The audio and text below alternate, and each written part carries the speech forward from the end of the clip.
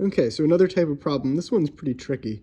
So they tell you they want you to find a polynomial f of x of degree 3, so that means that the largest exponent you'll have is 3, so you'll have a cubed term, but nothing higher, with real coefficients and the following zeros. So they tell you that there's at least these zeros. Okay, -4 and -3 plus I. Okay, so this might seem daunting at first, but there's a really important concept about polynomials with real coefficients that makes this a lot simpler. So as you can see, we have one real root, -4, and we have one complex root, that's -3 plus I. Now, if the polynomial were allowed to have complex coefficients, we couldn't really make a determination about the other root.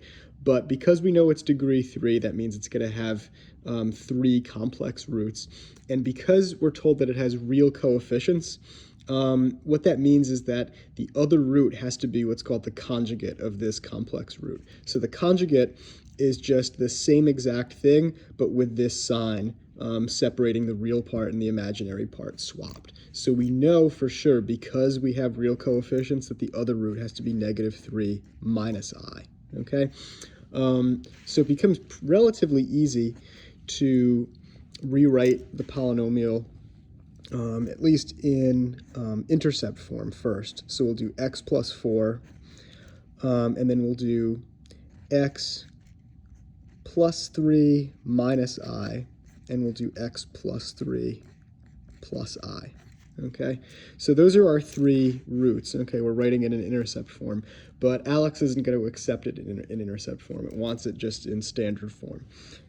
So you might be a little confused about what to do with this, how to expand this part. It's actually not as difficult as it seems. Anything that has the I in it, because we have minus I and plus I, anything that has an I in it is going to wind up disappearing. So it expands in kind of a similar way to just x plus 3 times x plus 3. The only thing that we need to account for is this negative I times positive I at the end. Okay, so as we expand it, we get f of x equals x plus 4.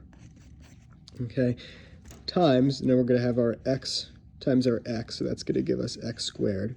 We're going to have our x times 3 plus another x times 3, that's going to give us plus 6x. Okay, then we're going to have our 3 times 3, that's going to give us 9. And then finally we have our negative I times plus I. Now remember, I is the square root of -1. So if we have I times I, that gives us -1. But we have negative I times positive I, so that's going to give us -1 or positive 1. So we have plus 9, and then we have plus 1 on top of it, so plus 10. Okay? So from there, we just need to distribute this to get our polynomial into descending order standard form. So we'll do x times x squared, that gives us x cubed, x times 6x, that gives us 6x squared, and x times 10, that gives us 10x. Okay, then 4 times x squared, that gives us 4x squared. 4 times 6x, that gives us plus 24x, and then 4 times 10, that gives us plus 40.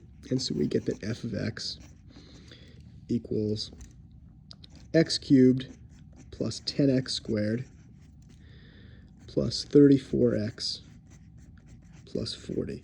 And that's a polynomial that has these 3 roots in standard descending form.